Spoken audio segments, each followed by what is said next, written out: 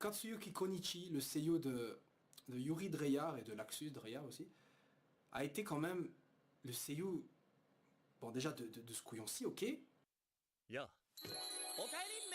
Mais franchement, quand vous voyez ça, vous pouvez pas vous dire qu'il a été le seiyuu d'un malade mental comme lui.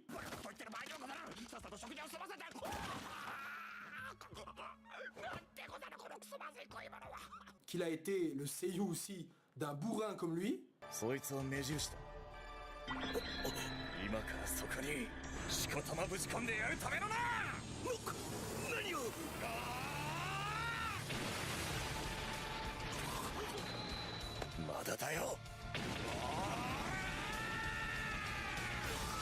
Mais le plus cool, vous savez c'est quoi? C'est qu'il a été le seiyuu de lui.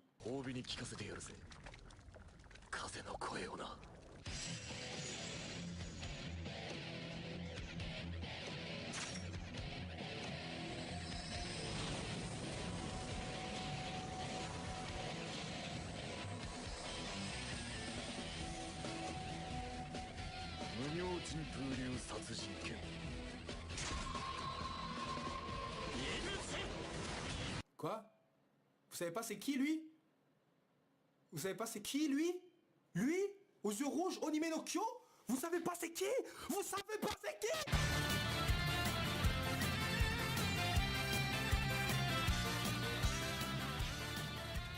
Yo tout le monde, bonjour à tous, aujourd'hui nous sommes lundi, comme tous les lundis soirs, 3 jours après la sortie de l'épisode, excusez-moi, nous allons parler de Fairy Tail Zero. Bien, donc dans Fairy Tail Zero, le dernier épisode donc qui conclut cette histoire concernant donc la création de Fairy Tail, mais rassurez-vous, vous aurez évidemment des nouvelles infos concernant cette période-là de l'histoire bien plus tard. Voilà, je vous le dis parce que certainement vous allez me dire, ah mais on va tout deviner, on saura jamais c'est quoi, ça a servi à rien. Non, c'est pour poser les bases. Je rappelle que Fairy Tail Zero à la base est un spin-off, donc en soi il ne fait pas partie de l'histoire de la sortie dans Fairy Tail classique, c'est un spin-off à part qui sortait pendant donc un chapitre par mois, il y a quand même un certain moment. Ensuite, donc dans cet épisode nous apprenons comme l'avion, enfin nous continuons donc la discussion entre Yuri et Mavis donc concernant Zera, donc dont on a appris qu'en réalité elle n'existait pas. Voilà, donc c'est une illusion que seule Mavis peut voir. Et donc c'est une illusion qu'elle a créée donc en quelque sorte pour pas se sentir seule, c'est comme ça qu'il faudrait l'interpréter. C'est une magie qui a donc qui est née en Mavis à sa mort et donc peu de temps après justement elle a réussi, enfin elle a créé de manière inconsciente Zera. C'est pour ça qu'en fait elle donc demande à Zera de lui apprendre de la magie, même si d'un côté c'est assez étrange, enfin bon voilà, mais elle demande à Zera donc de lui apprendre de la magie parce qu'en soi cette magie d'illusion c'est une magie innée qui est chez elle, elle ne le contrôle pas vraiment. Et même ce que je viens de dire en soi n'a aucun sens puisque bien après on voit que Mavis arrive à créer volontairement des illusions. Donc je veux dire si ça c'est pas de la magie, qu'est-ce que c'est? C'est pas un miracle quand même. Donc vous voyez ça c'est une contradiction que je viens de faire moi-même. Enfin je me rends compte moi-même que ça n'a pas vraiment de sens, vous savez c'est pas très logique. Cette magie d'illusion je l'avais déjà dit mais vous pouvez faire un parallèle avec la magie qu'a utilisée Erza à la Tour du Paradis où celle-ci se libérait justement de l'esclavage, voilà, en manipulant donc la magie, enfin les épées autour d'elle qu'elle manipulait et tout. Elle n'utilisait pas en soi des rééquipements, mais elle utilisait donc sa propre magie pour manipuler des armes. Voilà, et je trouvais ça quand même assez badass déjà. Donc il y a des magies comme ça qui sont naturelles chez les gens. Mais contrairement au manga où j'ai l'impression qu'ils ont appris les magies qu'ils ont donc volontairement, dans l'anime c'était plus genre c'est des magies naturelles qui sont imposées. Bon voilà. Donc excusez-moi, j'ai un peu mal à la gorge. Donc dans cet épisode, donc la fin de Zera, la fin de Blue Skull et le renouveau donc de Magnolia qui ici on voit dans des scènes qui ne sont donc pas présentes dans le manga, fêter donc la libération de cette grande ville, mais évidemment la disparition de Blue Skull n'est pas si simple, puisqu'en soi une guilde même noire, apportait quand même de l'économie. Et donc de ce fait, Mavis donc chope une nouvelle idée, c'est en gros de fonder une nouvelle guilde qui deviendra donc plus tard Fairy Tail avec ses amis Warrod, Precht et Yuri. D'ailleurs j'ai déjà assez rigolé, mais dans le manga j'ai rigolé, mais là franchement j'étais mort de rire à chaque fois que Precht essaie de faire le gentil, là il foire totalement, et il peut être marrant quand même quand il veut pas l'être. Genre l'idée d'appeler la guilde de Fairy Tail à la base les Prechtobrosa, enfin les frères Precht et tout, je trouvais ça débile mais tellement marrant. Bref. Donc du coup ils fondent donc cette guilde et du coup Yuri et les autres donc ils quittent leur guilde de Sylph Labyrinthe qui est la même guilde donc que les 3 chasseurs de trésors que Natsu et compagnie ont rencontré dans l'île des géants.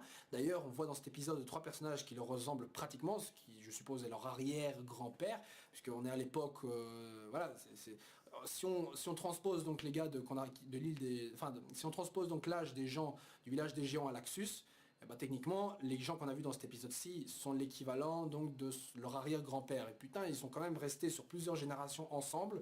Et je trouve ça admirable que sur 3 générations, sur plus de 3 générations, les gars, ils sont restés ensemble copains. Ils ont gagné la même gueule et pratiquement les mêmes techniques. Mais soit, voilà. Donc il quitte cette guilde et je trouvais le clin d'œil plutôt bien fait, surtout que ça crée une connexion entre les personnages, je trouve ça bien, surtout au niveau de l'animé, donc de Fairy Tail qui est assez doué quand même pour faire des petits trucs comme ça, je trouve, rendre certains hors-série, certaines scènes hors-série, quand même pas si hors-série ça. J'appelle ça des stand-alone qui ne sont pas des stand-alone, dans un logage qui utilisé dans le manga Bakuman, tiens. Bref, donc, du coup, la guilde est fondée, donc là où ils avaient prévu de le faire, et on a un lien donc avec le flashback qu'avait Warrod quand il a rencontré Natsu et compagnie, hein, concernant la fondation de la guilde. Et donc, du coup, le nom est donné, hein, Fairy Tail, un éternel mystère, est-ce que les fées ont des queues? Et moi je me dis, putain, mais il y a une fée qui se promène là devant vous, bande de cons, chopez-la, je sais pas, soulevez sa jupe et regardez sous son cul. Bon, évidemment, cette fée, visible, j'imagine, c'est juste une symbolique de l'aventure, une symbolique aussi de Zera qui représente la fée ou je sais pas quoi. Enfin bref, un éternel mystère. D'ailleurs, Yuri arrive à voir justement Zera juste avant qu'elle disparaisse, parce que comme quoi, enfin ça j'ai pas tellement compris, mais Mavis ne peut plus synthétiser, enfin ne peut plus créer Zera parce qu'en soi elle s'est rendu compte que c'était une illusion. Ouais, mais d'un côté, je veux dire, quand Mavis crée des illusions, elle sait que c'est des illusions, elle peut les recréer quand elle veut. Donc je vois pas ce qui l'empêcherait de recréer Zera. Bon, donc j'ai pas trop bien compris, mais j'imagine que c'est une facilité scénaristique, parce qu'évidemment, ce serait con de faire tout un blabla si en plus de ça, Zera en réalité reste du début à la fin avec Mavis. D'ailleurs, je l'avais déjà dit, mais les yeux vitreux de Mavis ne le sont plus quand elles se rendent compte de cette illusion, comme un réveil justement. J'ai trouvé ça plutôt bien joué si c'est volontaire. Mais bon, après, elle retrouve ses yeux vitreux, etc. Bref, l'épisode se termine donc avec une sorte de bonne petite fin. Mais le plus intéressant vient certainement à la fin de l'épisode, où on a donc une mini chronologie, qui était plus intéressante je crois dans les scans, mais je me souviens plus du tout. Une chronologie donc sur l'évolution, comme quoi il y a eu une deuxième guerre marchande ou quoi, où Mavis justement s'est démarquée et a aidé donc, c'est là qu'elle a reçu son titre de fairy tacticienne, qui a été donné, qui a été soulevé par Makarov lors des Jeux Magiques, et l'intervention donc des guildes lors de ces guerres, et c'est à cause justement de cette intervention des guildes de mages lors des guerres marchandes, etc., que le Conseil magique a interdit justement les guerres interguildes. Donc vous savez, à l'époque de Phantom Lord et tout, les guerres entre guildes étaient interdites. Tout simplement parce que justement, on a vu que les guerres entre mages, justement dans des grandes guerres, comme par exemple là les guerres de marchandes, je sais pas quoi, marchandises là, peuvent se révéler dangereuses. Donc du coup, interdiction de combat entre guildes elles-mêmes. Ensuite, on a donc la date de la mort de Yuri, qui est peu de temps après la mort en soi de Mavis, avec le sacre de Pureito en tant que second mage, second maître par contre de Fairy Tail selon les volontés de Mavis. Peu de temps après, Pureito donc tombe dans les ténèbres et commence à étudier la magie noire, et peu de temps après, encore une fois, il quitte la guilde avec Warrod, qui entre temps s'est d'ailleurs parti en retraite et devenu plus tard évidemment le quatrième mage sacré, et Makarov donc devient le troisième maître de Fairy Tail. Alors évidemment, on ne sait pas dans quelles circonstances à ce stade-ci Mavis est morte, on ne sait pas non plus dans quelles circonstances Yuri est mort, voilà, parce que voilà, son fils est né, mais on ne sait pas comment lui est mort, mort naturelle, accidentelle ou meurtre, ou j'en sais rien, ça vous le verrez bien. Hein. C'est même pas un spoil, je vous jure, vous allez voir. Voilà. En tout cas, ce sont des infos que vous allez avoir plus tard, donc rassurez-vous. Je vous le dis déjà parce que je sens que vous allez vous me poser des questions. Est-ce que Fairy Tail Zero a un autre spin-off? Et croyez-le, il y a des questions comme ça que je reçois souvent en privé, donc au moins c'est dit, c'est clair. Il y a d'autres spin-offs évidemment de Fairy Tail, hein. Je rappelle, il y a des spin-offs sur Gagil, il y a des spin-offs sur Stingray, il y a des spin-offs sur les filles de Fairy Tail. Voilà, il y a vraiment de nombreux spin-offs, il y a même un spin-off sur Grey quand il était jeune avant qu'il rentre à Fairy Tail, où on aperçoit d'ailleurs Gildart, ça rencontre à Gildart et tout. Je vous recommande, le style de dessin est assez différent, mais mon préféré au niveau du dessin reste quand même celui de spin-off de Gagil, qui je trouve était plutôt pas mal, surtout qu'on va aller vite dedans, et si vous aimez le couple et tout, ça peut être intéressant, surtout qu'actuellement dans le dernier chapitre on a aperçu Cobra, donc je vous le conseille. Je vous mettrai les noms si vous voulez en description de cette vidéo. Bref, donc une fin assez intéressante. Voilà, donnez-moi votre avis donc sur cet épisode de Fairy Tail, et aussi, est-ce que vous êtes surpris d'avoir appris, si vous ne le saviez pas, qu'au final, que Geoffrey, donc le maître de Blue Skull, était en réalité le premier maître de Phantom Lord, et que donc sur les cendres de Blue Skull naissait Phantom Lord. Et c'est pour ça qu'il y a une rivalité entre Fairy Tail et Phantom Lord depuis très très longtemps, c'est parce que voilà, c'est à cause de Fairy Tail en quelque sorte que Blue Skull est tombé. Voilà, donc c'est une rivalité qui date d'il y a longtemps, et c'est assez symbolique de savoir que finalement c'est le petit-fils de Yuri, non, le fils de Yuri, qui est la cause donc de la chute de Phantom Lord. J'ai trouvé ça assez marrant, j'ai trouvé ça assez sympathique. Et d'ailleurs le seiyuu de Geoffrey, j'avais donné un indice, mais le seiyuu de Geoffrey est le même que le maître donc de Phantom Lord, donc j'oublie comment il s'appelle.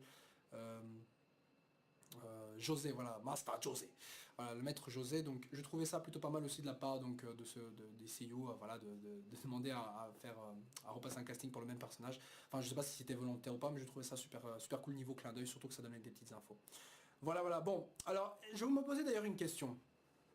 Le fait qu'on se pose cette question, voilà, Fairy Tail, la quête éternelle, de savoir si les fées existent réellement, le fait que les fées ont une queue.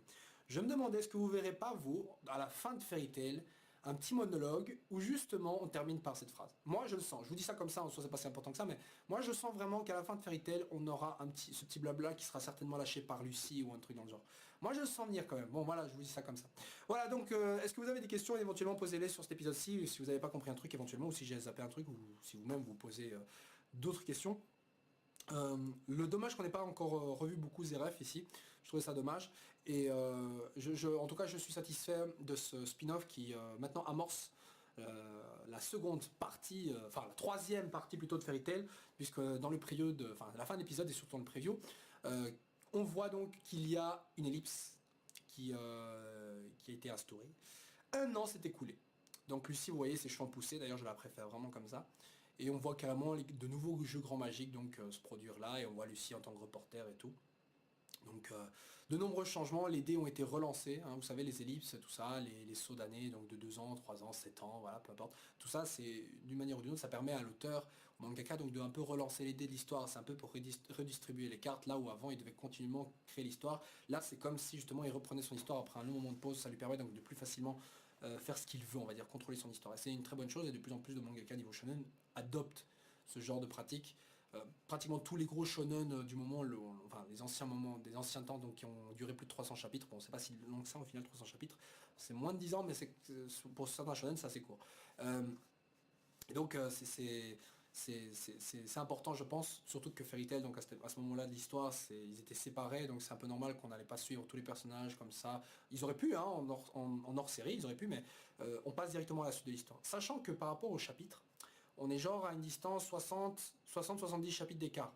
Ce qui veut dire que je pense qu'ils vont adapter un arc, on va dire un gros arc, il n'y en a qu'un seul de toute façon qui se profile, qui vont adapter, donc qui va être adapté en animé, et qu'après ça, il y aura donc des hors-séries. Parce que ça va être chaud. Allez, une quarantaine de chapitres, c'est un peu moins d'un an. Voilà, c'est une quarantaine de chapitres, c'est en un peu moins d'un an que ça s'adapte. Par épisode, on va dire 2 chapitres. Ce qui fait 40 divisé par 2, ça fait 20 épisodes. Donc on a une vingtaine d'épisodes pour un an de chapitres, de contenu de chapitres. 20 épisodes. Si on va un peu plus au-delà, on pourra arriver à 24 épisodes faciles avec des scènes rallongées, des épisodes hors série limite. Donc on a une saison complète. Donc il y a moyen de tenir. Mais ça veut dire qu'on aura des hors séries. Et le moment où ce sera... Enfin, je sais qu'ils ont tout calculé parce que je vois déjà où ils vont arriver. Donc j'ai pas peur, je sais que Fairy Tail pour l'instant va pas avoir trop de hors-série, j'espère en tout cas. Et les événements qui vont arriver vont être très intéressants. Voilà, je sais pas ce que vous attendez, qu'est-ce que vous aimeriez voir d'ailleurs dans un an plus tard, vous aimeriez voir quoi, qui avec quoi, enfin quel changement vous aimeriez voir, vous qui ne suivez peut-être pas donc les scans, je sais pas. Donc dites-moi votre avis sur cet épisode-ci et sur ce qui va arriver bientôt dans les épisodes suivants. Voilà, sur ça les gens, ciao ciao, on se retrouve donc la semaine prochaine pour le retour de beaucoup de personnages très cool.